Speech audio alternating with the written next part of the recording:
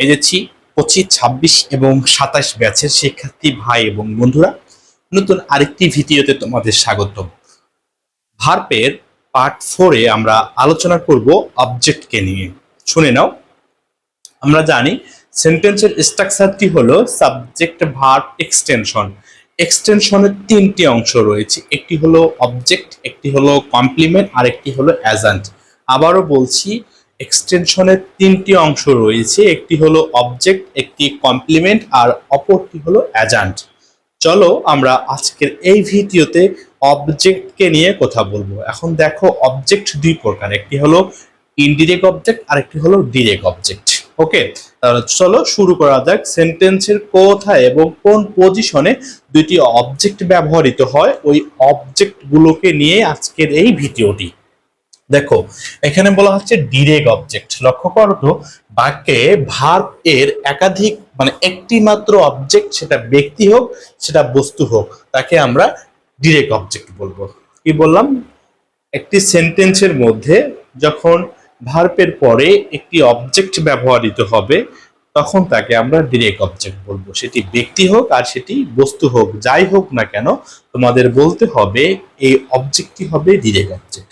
এবং আরেকটি সেন্টেন্সে অথবা সেন্টেন্সে যখন দুইটি অবজেক্ট ব্যবহৃত হবে, যখন কোনো ব্যক্তিবাচক অবজেক্ট ব্যবহৃত হবে, তখন তোমরা তাকে বলবা যে তখন ব্যক্তিবাচক অবজেক্টটি হবে ইনডিরেক্ট অবজেক্ট এবং বস্তুবাচক অবজেক্টটি হবে ডিরেক্ট অবজেক্ট। এটাই বলা হচ্ছে। দেখো যে ইনডিরেক্ট অবজেক্ট কি, বাক্যে ভার্বের দুইটি অবজেক্ট থাকলে সাধারণত প্রথম এবং সেটি ব্যক্তিবাচক। যদি ব্যক্তিবাচক হয় তখন তোমাদের এটিকে বলতে হবে ইনডিরেক্ট অবজেক্ট। কি অবজেক্ট বলতে হবে? Indirect object. তাহলে ইনডিরেক্ট মানে কি তোমরা বলো তো?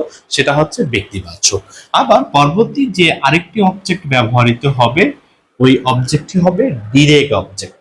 Direct object. তাহলে দেখো, আমরা অথবা তোমরা যেভাবে মনে রাখতে পারো, সেন্টেন্সের মধ্যে যখন দুইটি অবজেক্ট ব্যবহৃত হবে, ব্যক্তিবাচক অবজেক্টটি হবে ইনডিরেক্ট অবজেক্ট আর বস্তুবাচক অবজেক্টটি হবে ডিরেক্ট অবজেক্ট।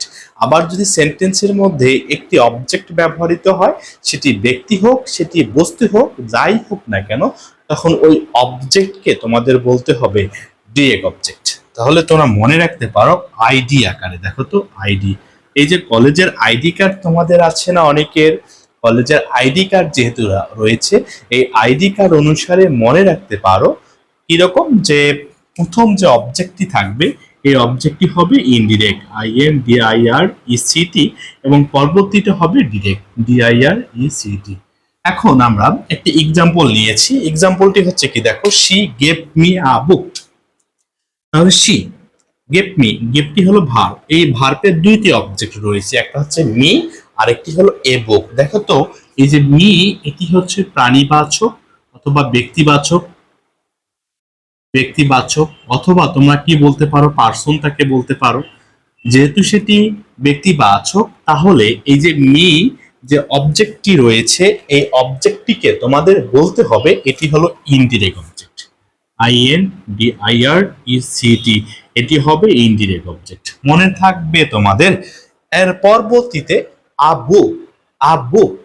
এখন আমরা জানি প্রথমেরটি যদি ইনডিরেক্ট অবজেক্ট হয়, তাহলে পরবর্তীটি হয়ে যাবে ডিরেক্ট অবজেক্ট। কি অবজেক্ট হবে? Direct object. আ বুক, এটি হলো DIRECT, ডিরেক্ট অবজেক্ট। তাহলে দেখো, আমরা জানি তাহলে ভাইয়া, সাবজেক্ট ভার্ব যখন দুটি অবজেক্ট ব্যবহৃত হবে, আমরা একটিকে বলতে পারি ইনডিরেক্ট অবজেক্ট আর অপরটিকে বলতে পারি ডিরেক্ট অবজেক্ট। ঠিক সেম ভাবে আমরা আরো কয়েকটি এক্সাম্পল এখান থেকে নিয়েছি, যা প্রিভিয়াস ইয়ার গুলোতে আমাদের বোর্ড পরীক্ষায় নতুবা হচ্ছে অ্যাডমিশন কম্পিটিটিভ এক্সাম গুলোতে অনেক বেশিবার এসেছিল। দেখো, বলা হচ্ছে whom do you like most. Who do you like most. এখানে ইউ, এটি হচ্ছে ইনডিরেক্ট অবজেক্ট, ইনডিরেক্ট অবজেক্ট, এবং হুম যে ওয়ার্ডটি রয়েছে এটি হলো ডিরেক্ট অবজেক্ট। ওকে, ডিরেক্ট অবজেক্ট, এটা হলো ইনডিরেক্ট অবজেক্ট আর এটা হচ্ছে তোমাদের ডিরেক্ট অবজেক্ট। মাথায় রাখতে হবে হুমটি হলো ইনডিরেক্ট অবজেক্ট না ডিরেক্ট অবজেক্ট। হুমটি হলো তোমাদের ডিরেক্ট অবজেক্ট আর ইউটি হলো ইনডিরেক্ট। ইনডিরেক্ট মানে আবারও বলছি প্রাণীবাচক, প্রাণীবাচক পার্সনের সঙ্গে রিলেটেড। মনে থাকবে, পার্সনের সঙ্গে রিলেটেড। এরপরে আরেকটি কোশ্চেন আমরা নিয়েছি, দেখো বলছে what did you tell her. এই যে হার যে অবজেক্টটি রয়েছে, he, him, his, her, she, her, she, her. দেখো তো শি এর পরে হার, এটি হচ্ছে অবজেক্ট এবং এই অবজেক্টটিকে তোমরা কি বলতে পারো, ব্যক্তিবাচক না বস্তুবাচক? এই যে হার যে অবজেক্টটি রয়েছে, প্রাণীবাচক বা পার্সনের সঙ্গে এই অবজেক্টটি রিলেটেড, তাই তোমাদের বলতে হবে এটি হলো যেটি পার্সনের সঙ্গে রিলেটেড, ব্যক্তির সঙ্গে রিলেটেড, এটি হবে ইনডিরেক্ট অবজেক্ট। আশা রাখি বুঝতে পেরেছো। তাহলে অবজেক্ট তোমরা আইডি কার্ড অনুসারে মনে রাখতে পারো, যে কলেজের আইডি কার্ড যে তোমাদের আছে ওই আইডি কার্ড অনুসারে মনে রাখতে পারো। তাহলে হতে পারে she give me a follower, তাই তো? তাহলে মি এই ওয়ার্ডটি হবে অবজেক্ট এবং এই অবজেক্টটি হবে ইনডিরেক্ট অবজেক্ট। আ ফলোয়ার যে অবজেক্টটি হবে এই অবজেক্টটি হবে ডিরেক্ট অবজেক্ট, কারণ এই অবজেক্টটি হচ্ছে বস্তুবাচক। আর যখন যে অবজেক্টটি প্রাণীবাচক হবে তখন এই অবজেক্টটিকে আমরা কি বলবো, ইনডিরেক্ট। আর যদি বলা হয় যে they called me, CALLED, called me, এখানে অবজেক্ট আছে কয়টা?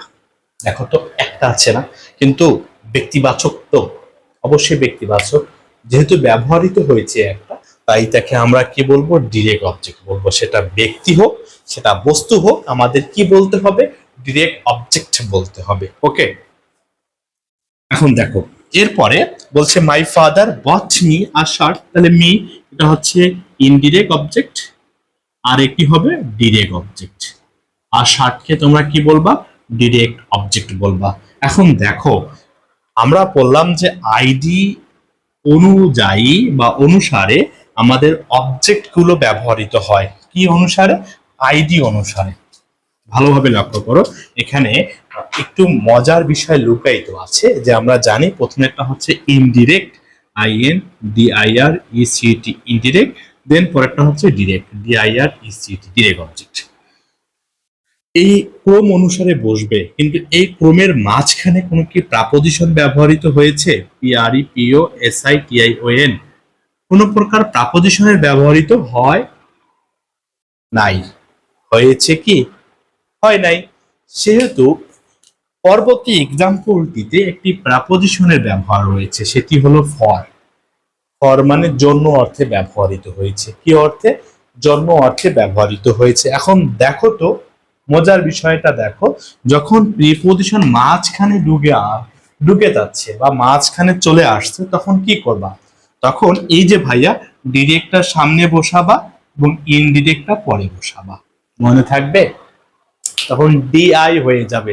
যখন দুটি অবজেক্টের মাঝে প্রিপোজিশন ঢুকে যাবে বা প্রিপোজিশন চলে আসবে, তখন তুমি ডিআই আকারে সেন্টেন্সটি লিখতে পারো। D for direct, I for হচ্ছে ইনডিরেক্ট। ইনডিরেক্ট মানে হচ্ছে কি, প্রাণীবাচকটি শেষে এবং বস্তুবাচকটি সামনে ব্যবহৃত হয়েছে। দেখো তো এই শার্ট এটি বস্তুবাচক কিনা, obviously we can say that এটি হচ্ছে থিং অথবা বস্তুবাচক, সামনে চলে আসছে, মাঝখানে কি যুক্ত হয়েছে, প্রেপোজিশন, আর তখন ইনডিরেক্টটা শেষে চলে যাচ্ছে।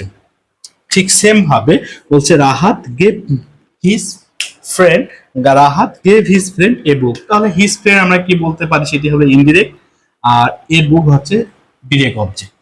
ওকে, গেভ হিম এটি হচ্ছে ইনডিরেক্ট, আর দ্য মানি এটি হলো ডিরেক্ট অবজেক্ট। তাহলে আশা রাখি বুঝতে পেরেছো তোমরা।